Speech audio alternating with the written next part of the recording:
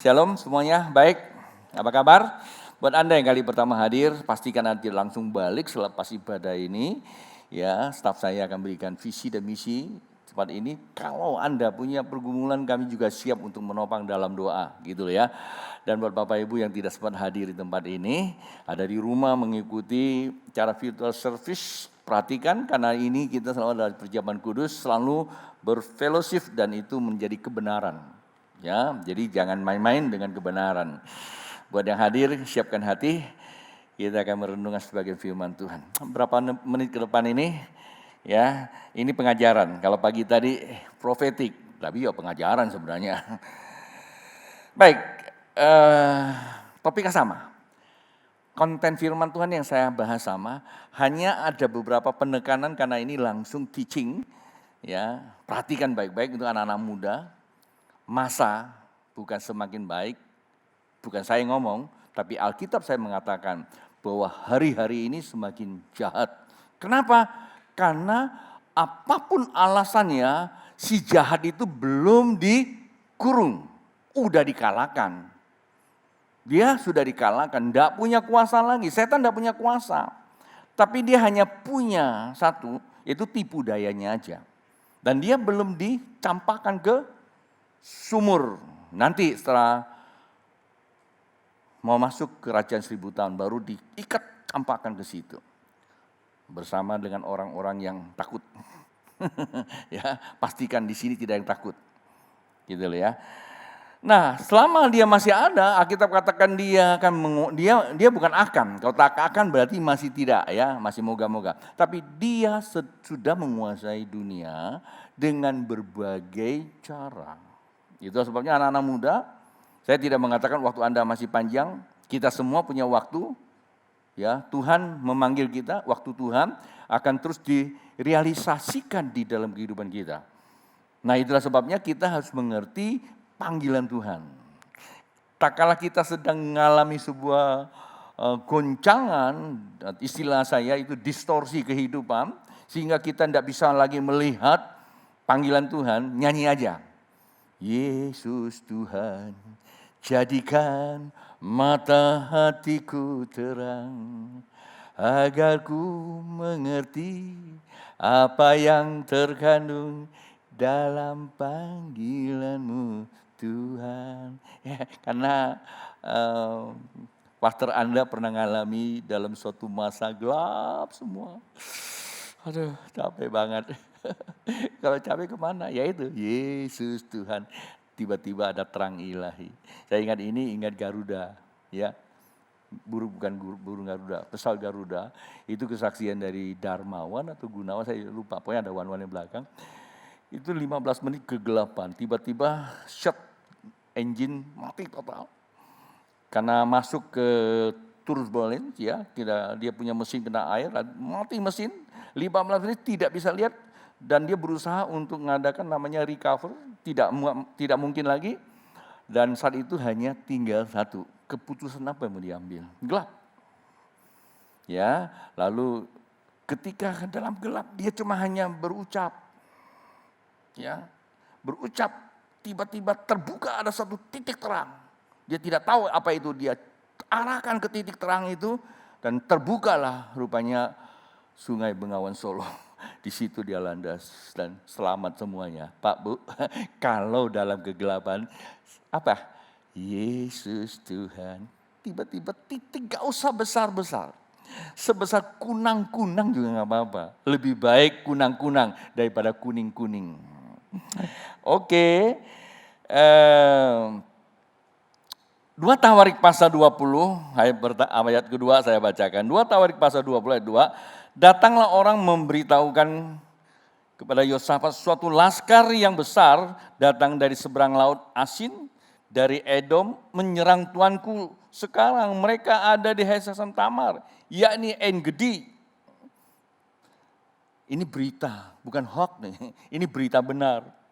Dan apa yang terjadi di ayat ketiga dikatakan Yosafat menjadi takut. Nah itu ajalah kalimat pertama dulu. Apa di sini dikatakan bahwa Alkitab katakan ada berita bahwa ada serangan.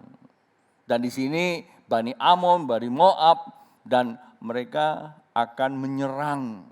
Begitu Yosafat Raja Yehuda dengar serangan itu, berita itu, apa kata kita? Menjadi takut.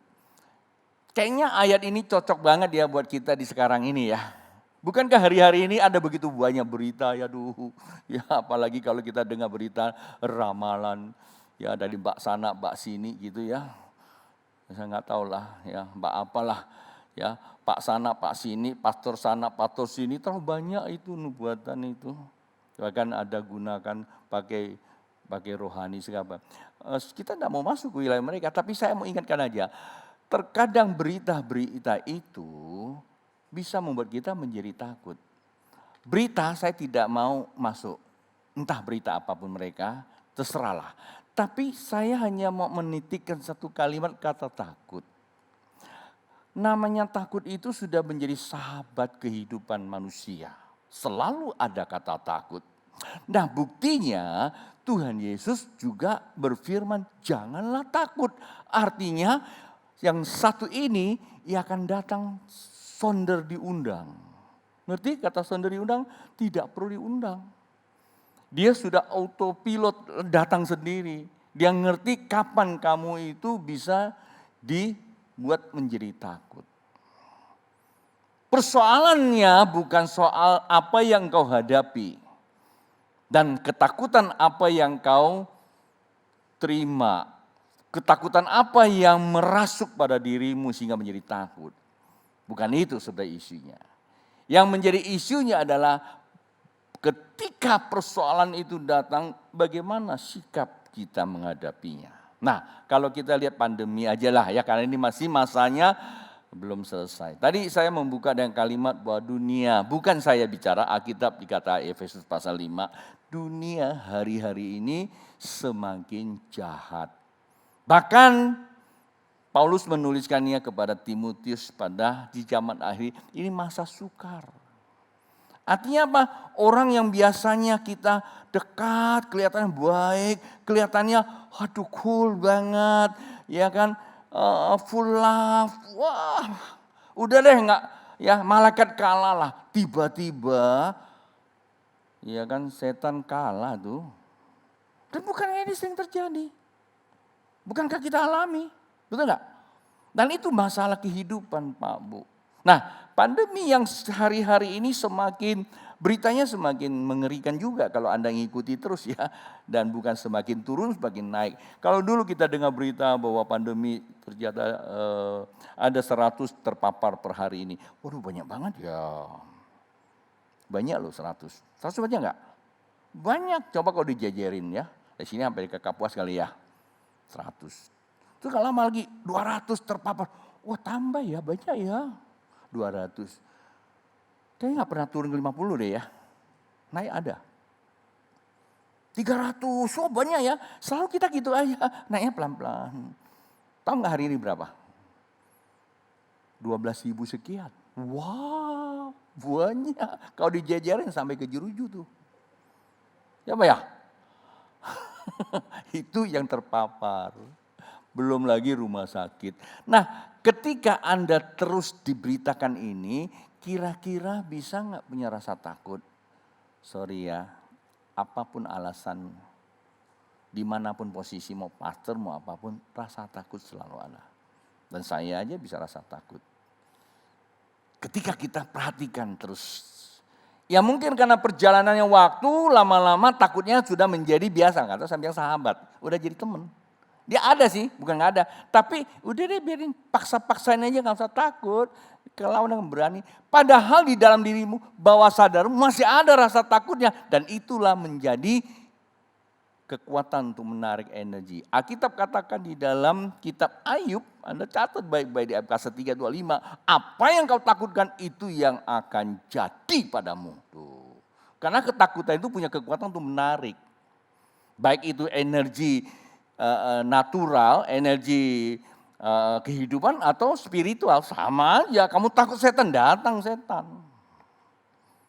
Dengar baik-baik, adik-adik, anak-anak, orang-orang muda. Melihat masa depan jangan takut. Kenapa jangan takut? Biasanya lawan daripada takut, orang akan nubuat, jangan takut, Tuhan besertamu. Yes, betul. Kita punya kuasa, tengking saja, puasa dan sebagainya. Begitu puasa, tengking dan gak pergi, mulai tanya, adakah Tuhan itu? Nah itu dia. Begitu Anda tanya, adakah Tuhan itu? Maka akan terjadilah putar balik 180 derajat, bukan Tuhan yang hadir, justru sebelahnya itu. Kan berbalik 180 derajat. Jadi apa? Hantu.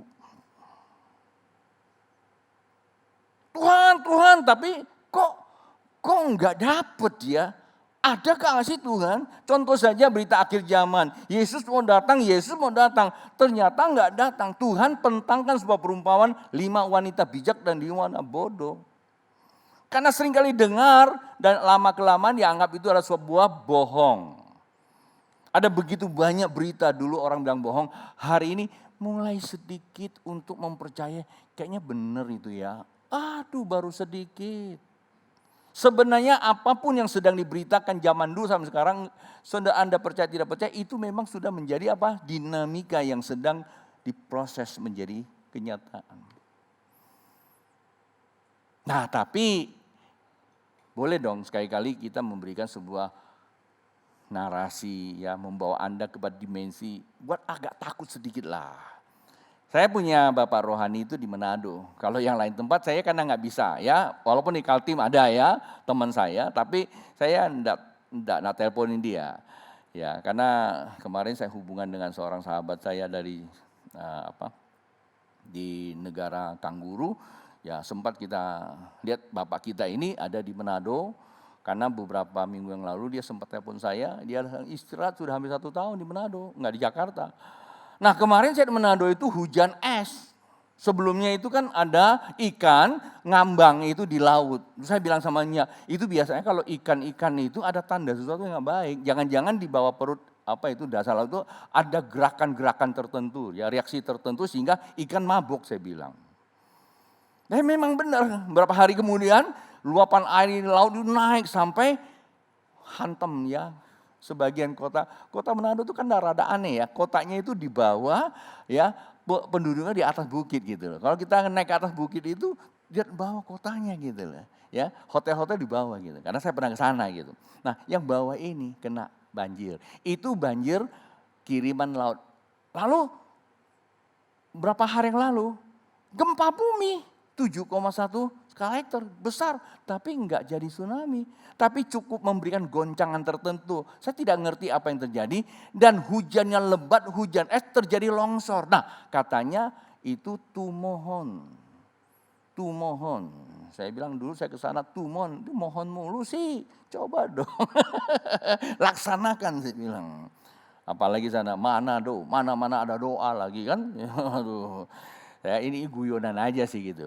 Nah saya begitu dengar kata tumohon, saya telepon, Pak gimana kondisi sana?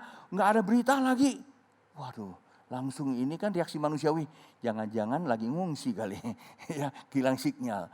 Apalagi tadi saya baru dapat berita, keadaan kami sungguh baik-baik semua tahun. Waduh, lega.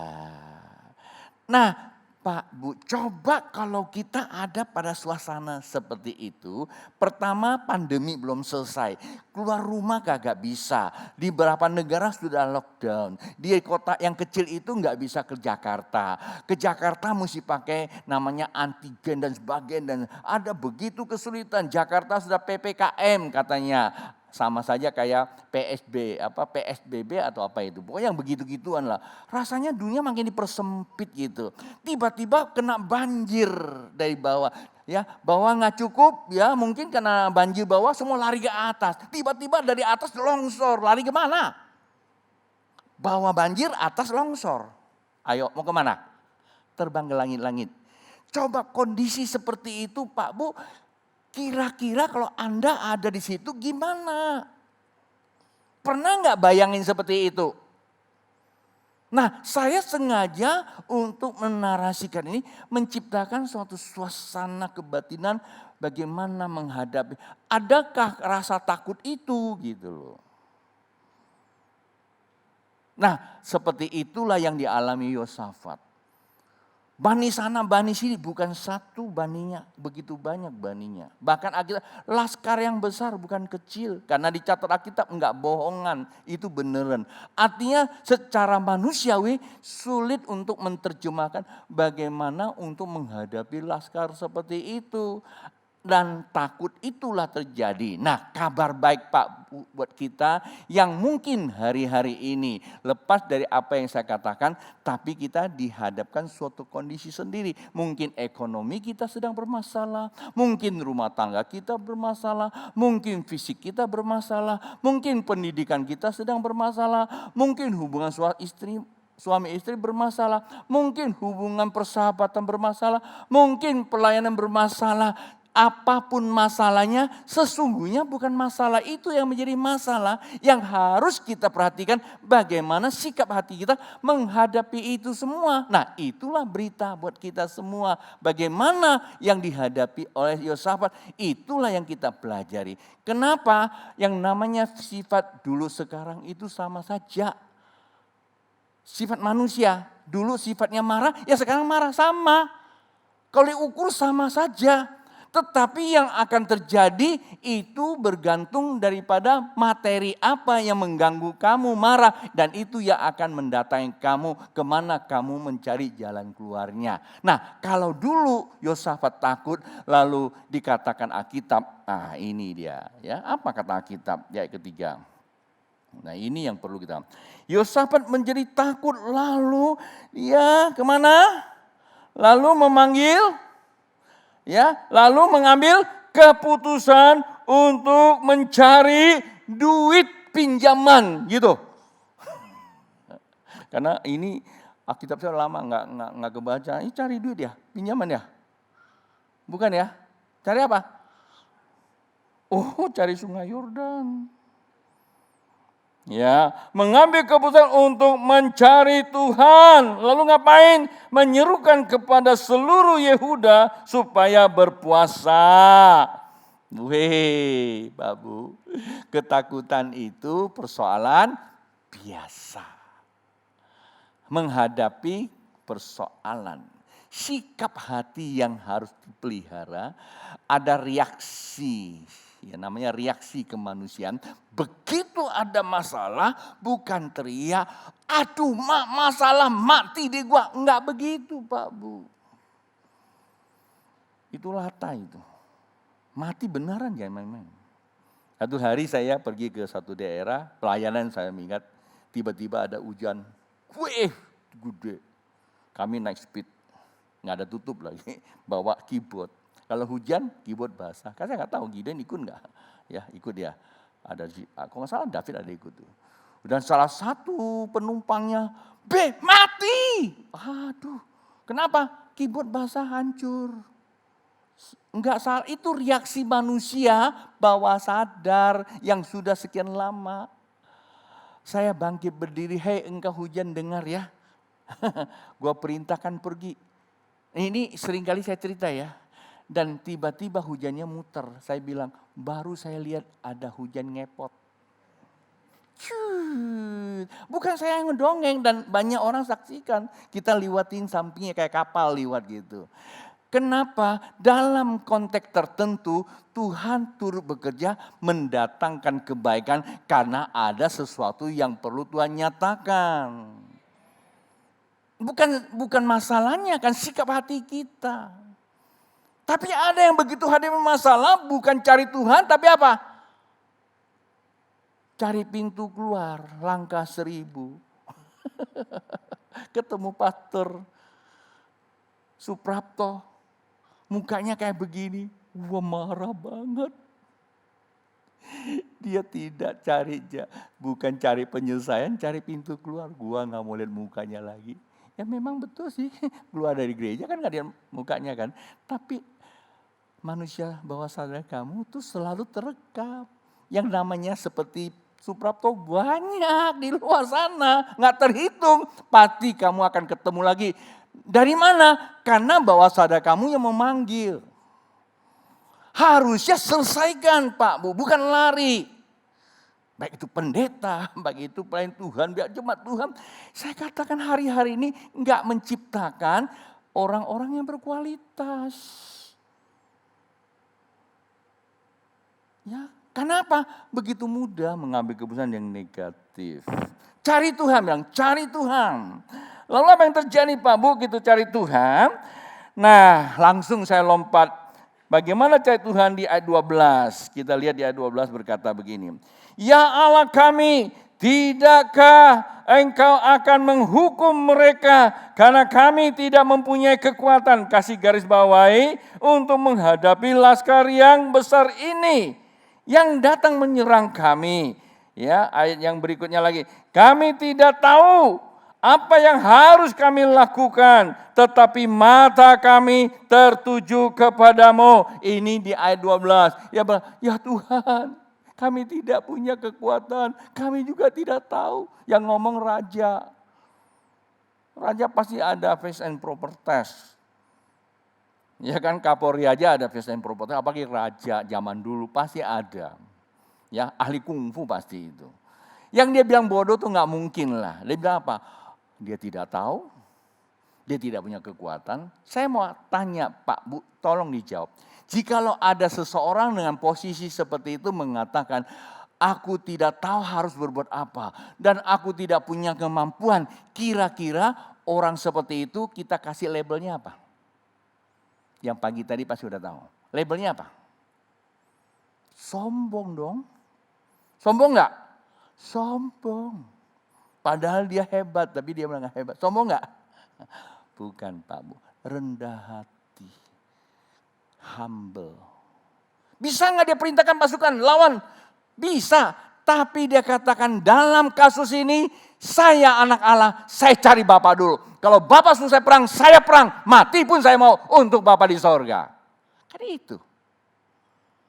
Sama aja kita ke gereja kan. Udah gak usah ngomong lah, nanti ada yang tersinggung lagi, repot kita. Ya toh, kita memutuskan sesuatu dasarnya kebenaran, bukan dasarnya kebencian. Bukan dasarnya apa, iri, kesal, kecewa. Bukan Pak Bu.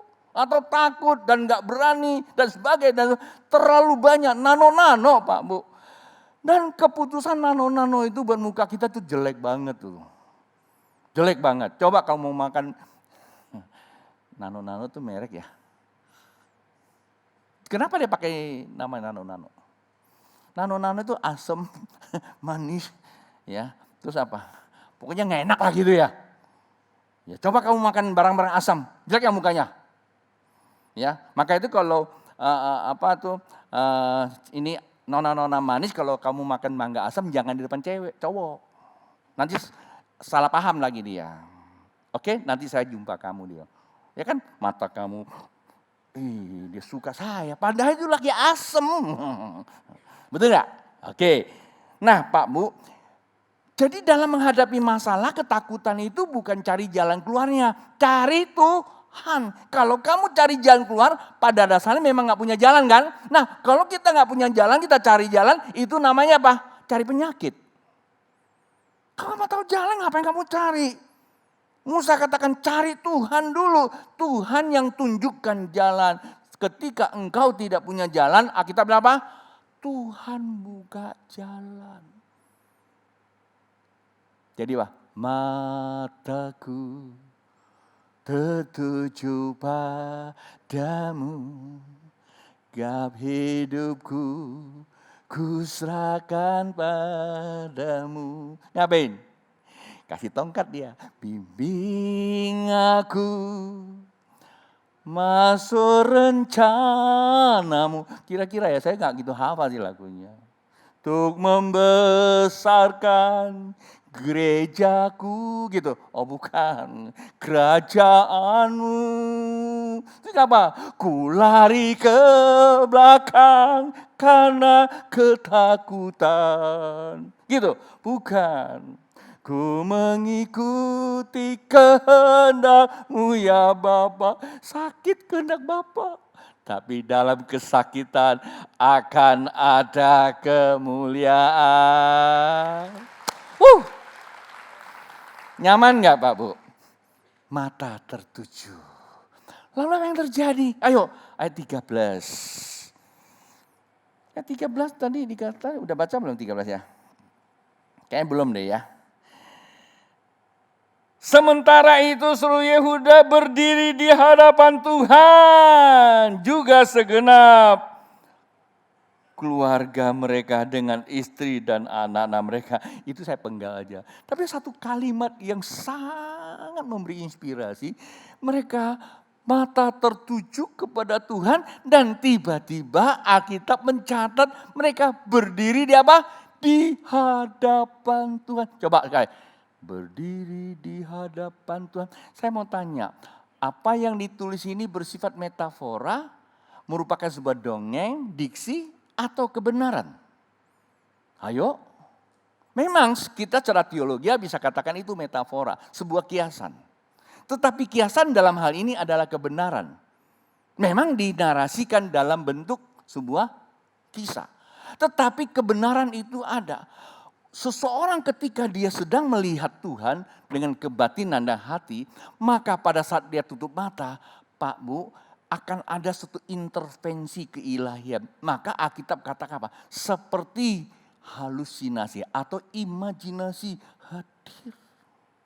Dan benar-benar terjadi gambar Tuhan yang kau lihat itu sesuai dengan apa yang kau paham. Ya kalau kamu sering nonton film The Passion of Christ, pasti kamu lihat Tuhan Yesus seperti itu. Salah enggak? Saya tidak mengatakan salah. Kan itu memang sudah distigmakan. Tetapi kalau engkau sedang berhadapan sama Tuhan, yang terpenting adalah energi dari surga mengalir kepada Anda. Anda tidak menyembah gambar itu. Kenapa saya berkata sebegitu? Mari kita lihat ada beberapa ayat sebagai pembuktian di dalam Ayub. Catat baik-baik adik-adikku. Dan ini buat Anda bisa mengadakan sebuah stimulasi atau terapi hidupmu. Coba kita lihat kitab Ayub. Pagi tadi kan kita tidak bahas. Di pasal yang keempat kita mulai dari ayat 12. Perhatikan baik-baik. Kitab Ayub pasal yang keempat ayat 12. Suatu perkataan telah disampaikan kepadaku dengan diam-diam dan telingaku menangkap bisik. Itu namanya stigma. Dalam bahasa psikologi apa-apa? Sugesti, disugeskan. Masuk ke dalam memori hati kamu. Oke? Dan itu gak bisa dihapus Pak Bu. Dan dia akan bereaksi ketika engkau merenungkannya. Nah itulah terjadi seperti itu. Dia ketika waktu bermenung oleh sebuah khayalan malam, ketika tidur nyenyak menghinggapi orang, artinya kamu merenung sampai kepada tingkat, kalau istilah psikologi itu apa? Frekuensinya theta, rendah sekali. Belum delta, kalau delta udah ketiduran. Theta, istilah orang Jakarta fun-funa. Apa ya fun-fun ya? Kayak mau pingsan ya, mabuk cinta. Ya, oke. Apa yang kau rasakan, kau sedang merasakan stigma itu, kebenaran itu. Nah kalau engkau lihat di Yesus Tuhan sampai ke tingkat itu, maka akan terjadi suasana hati kamu seperti itu. Lalu apa yang terjadi? Di ayat yang ke-15. Ayo 14 dulu. Aku terkejut dan gentar, sehingga tulang-tulangku gemetar. Shaking in the spirit, yang pernah dialami siapa? Shaking, getar. Siapa? Daniel. Di kemalaman sunyi terjadi shaking in the spirit. Zaman dulu kita suka bilang shaking, apa? Getar. Oke, enggak apa-apa. Kalau Anda betul-betul di dalam roh. Kenapa bisa seperti itu? Karena di ayat yang ke-15 berkata, suatu roh meliwati aku, tegaklah bulu romaku. Ayo, saya mau ajak Anda untuk mengadakan sebuah perenungan. Mengapa kita kalau jalan di tempat gelap rasanya merinding? Ayo, pertanyaan saya, Anda percaya ada hantu? Ya Pak ya? Kemalaman, di dalam kemalam, suasana malam, mungkin di hutan, tiba-tiba gelap gitu, ada bunyi kuk. Apa yang terjadi? Langsung merasa bulu kudunya berdiri. Kenapa? Saya mau tanya kenapa? Itulah yang disebut bahwa sadarmu, manusia roh kamu sudah pernah distigma dari zaman kamu masih kecil. Biasanya mama kita, saya paling gak suka itu kalau di rumah. Biasanya suster, biasanya orang tua, ayo tidur, tidur, nanti nyongkong lah yuk. Saya bilang kamu nyesatin anak gua. Ayo gelap, gelap. Gua tanya ada apa? Pasti kamu udah hantu kan? Itu anak dari kecil sudah diterapi. Memorinya. Pada saat itu besar kita mati lampu, langsung dia, setan. Datang setan enggak? Datang, itu roh kok. Kamu yang manggil. Nah, itu yang dimaksudkan oleh kitab Ayub. Sebenarnya kita sedang merenung firman Tuhan waktu kita di dalam tenggelam dalam Tuhan. Itu datang yang kita jumpai berdiri depan kita itu adalah Tuhan. Tapi kita gak merasa berinding. Tapi kita merasa ada kesukacitaan. Oke, paham? Saya tutup. Di ayat yang ke-14. 14-nya tuh nanti di 2 Tawarik. Ayat 14 berkata begini. Lalu Yehezkiel bin Zakaria bin Benanya bin Matanya, wah ini ke mata tertuju ada bin Matanya ya. Seorang Lewi dan Bani Asaf dihinggapi roh Tuhan di tengah-tengah jemaah. Ayat 15, dan berseru, camkanlah hai Tuhan, hai seluruh Yehuda dan penduduk Yerusalem dan Tuanku Raja. Yosafat, beginilah firman Tuhan kepadamu, jangan kamu takut dan terkejut karena laskar yang besar ini, sebab bukan kamu yang akan berperang, melainkan Allah yang turut berperang. Lo ngapain tepuk tangan? Lo yang ngalami pertolongan itu Yehuda. Yosafat bukan kamu. Ngapain tepuk tangan? Itu zaman dulu Pak Bu. Coba lihat samping kirinya, samping kiri kanannya. Itu buat Yehuda. Kalau buat kamu belum tentu. Ya kan? Tetapi hari ini dengarkan baik-baik. Jikalau kita memiliki hubungan kebatinan melihat Tuhan, maka kita akan berjumpa, namanya Pene Yahweh, itu adalah muka ketemu muka dengan Tuhan. Maka Alkitab kata yang pertama, roh Allah turun atas kita, kita akan kepenuhan roh. Dan yang kedua, maka roh Allah turut bekerja, dan apa yang kita kerjakan, Allah turut bekerja mendatangkan kebaikan. Maka orang yang berharap kepada dialah diperhitungkannya. Boleh Anda tepuk tangan. Siapa orangnya? Kasih tahu samping kiri kan, kamulah orangnya. Mari bangkit berdiri. Haleluya.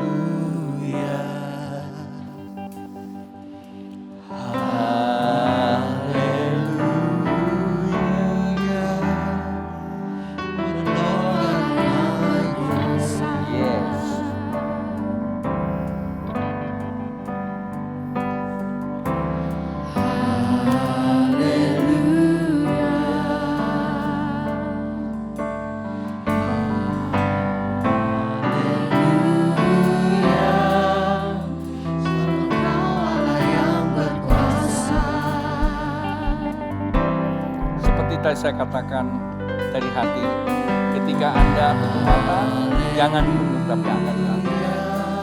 Senyum sama Tuhan, Bapa di sorga. Seketika itu engkau dapat tercipta sebuah gambar berhadapan dengan Bapa alam roh.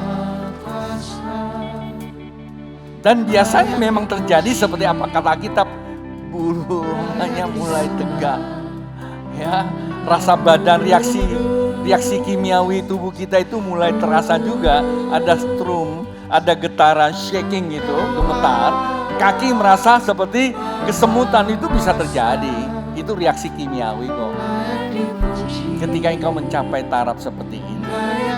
Dan terus memanggil dari hati. Sehingga roh Allah dia mulai menginstal kembali.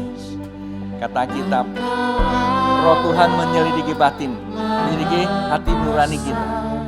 Dia selidiki ngapain? Apa yang kurang yang perlu diperbaiki. Ya.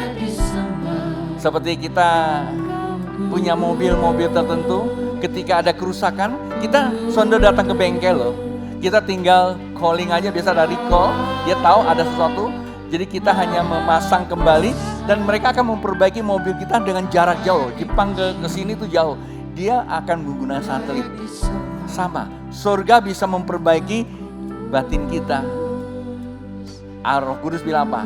Roh Kudus menyelidiki hati nurani. Mungkin Anda sudah tidak sanggup. Kita berbuat dosa tapi kita mau berbalik tapi gak sanggup. Gak apa-apa, Tuhan sanggup kok. Kasih tahu sama dia, Tuhan saya sudah lakukan ini tapi saya mau lepas Tuhan. Tuhan tolong. Roh Allah akan selidiki. Bukan dia cuma menyelidiki lalu menghakimi kita, enggak. Tuhan gak akan menghakimi kita. Dia cuma katakan ikuti saya, aku bimbing kamu. Mulai dia akan mulai menginstal balik. Begitu dia menginstal kembali, dan apa kata kita, tiba-tiba kita menjadi strongman, orang yang kuat menghadapi hal-hal di depan kita. Nah, tema sore ini melihat keilahian Allah menerobos badai. Melihat keilahian Allah menerobos badai. Seperti Garuda, badai bukan badai. Bagaimana kita melihat badai bergantung kepada belief system kita, pikiran kita, kepercayaan kita. Tangan terangkat. Haleluya. Oh Jesus. Glory. Glory. Pastikan waktu kedua tangan Anda terangkat sedang memanggil, kita sedang berhadapan dengan Sang Ilahi. Yes. Dan dia akan menginstal kembali, dan dia akan menguatkan kembali. Pendeta tidak bisa nolong kamu, orang tua tidak bisa nolong kamu, banker tidak bisa menolong kita, aparat tidak bisa nolong kita. Tapi dia Allah Bapa sanggup menolong kita. Oh Jesus.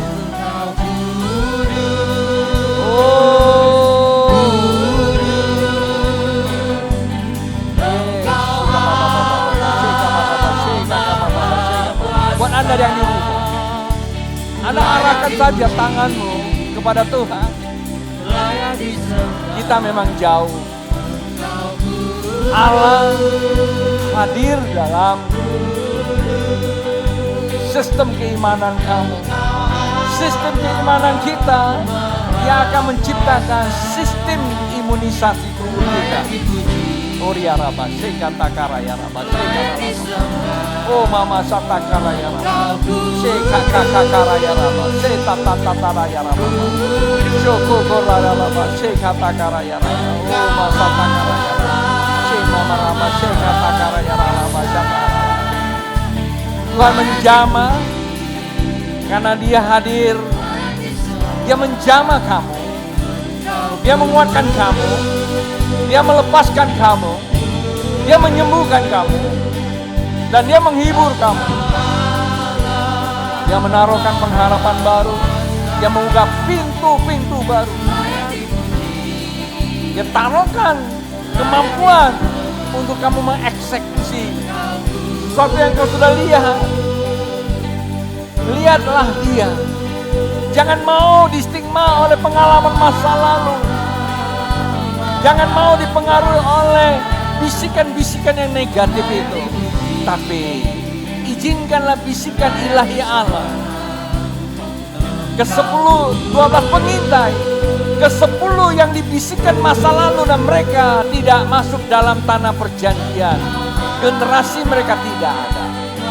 Hanya menyisakan generasi-generasi yang bisa melihat perjanjian Tuhan. Saya berdoa, Bapa di surga, jemaat yang Engkau percayakan adalah generasi-generasi yang akan mewarisi perjanjian Tuhan. Jikalau mereka datang dengan persoalan, Baik sakit penyakit ada kesembuhan, kelemahan dikuatkan, kesedihan dihiburkan. Persoalan apapun yang mereka hadapi ada campur tangan Tuhan di dalamnya. Di dalam nama Tuhan yang mulia, aku mintakan berkat. Dan sekarang ambil cawannya, kita akan berjamaah terus sekaligus memetraikan persekutuan kita. Dan apa yang kita buat, perkenanan datang dari Tuhan. Bapa, ini roti firman-Mu berkata, menjadi peringatan akan Engkau. Aku memberkati dalam nama Tuhan Yesus, dan ini tanda persekutuan. Mari kita makan bersama.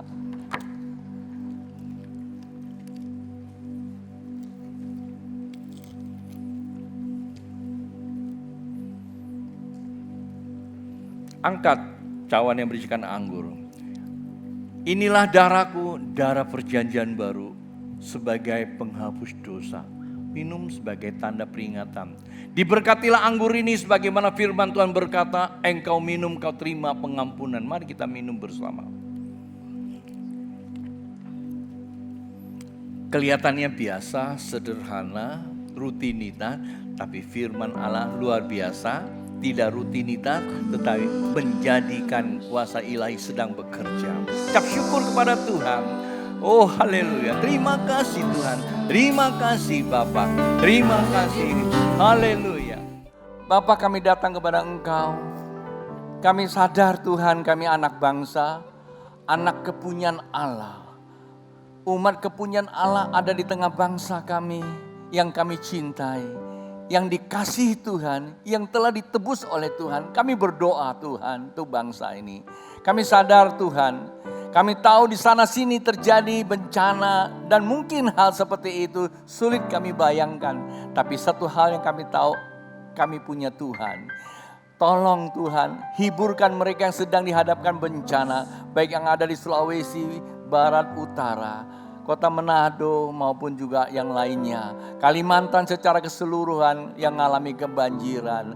Di Pulau Jawa ada yang kena banjir juga, maupun juga yang kena gempa bumi. Ya Tuhan, kami serahkan mereka dalam tangan pertolongan-Mu. Para tenaga medis yang bertugas di sana, maupun juga mereka yang sedang mengevakuasi, Tuhan, Engkau berikan kekuatan pada mereka. Tentulah kami memberkati Presiden kami Indonesia, yaitu Bapak Jokowi dan istri, anak-anaknya. Wakil Presiden Ma'ruf Amin, istri dan anak-anaknya. Kami tahu Tuhan mereka mengemban tugas untuk memimpin bangsa ini. Kami memberkati Tuhan, tuntun mereka, beri hikmat kebijakan, beri kesehatan, perlindungan-Mu di dalam setiap mengambil kebijakan, supaya apa yang diambil sungguh memuliakan nama Tuhan. Para menteri sebagai tenaga pembantu, Tuhan berikanlah mereka kesatuan hati, pemeliharaan Tuhan atasnya, sehingga ia dapat bekerja sama. Maupun ya pemerintah daerah, gubernur, wakil gubernur, bupati, wakil bupati, wali kota, wakil wali kota, camat dan lurah, seluruh jajarannya pusat sampai ke daerah, kami serahkan dalam tangan Tuhan. Terlebih tenaga medis yang bertugas di rumah sakit, puskesmas, dimanapun mereka berada yang sedang melayani pasien-pasien yang terpapar COVID-19. Tuhan, hiburlah mereka, tolonglah mereka, lindungi mereka, kuatkan mereka ya Tuhan. Demikian juga para tenaga pengamanan lokal, baik itu Satpam, Hansip, swadaya masyarakat Tuhan. Tolong mereka, para pengendara transportasi darat, udara, laut, sertai mereka di dalam kecakapan untuk mengendarai pada musim-musim ini yang seringkali terjadi bencana. Berikan mereka hikmat di dalam mengambil keputusan. Mereka yang melayani radio pantai, ATC maupun juga mercusuar, biarlah mereka diberikan ketajaman dan kekuatan di dalam melayaninya. Ke dalam tangan Tuhan kami serahkan bagi saudara-saudara kami yang memberikan persembahan, baik itu persembahan sulung, persembahan perpuluhan, setiap persembahan yang mereka bawa.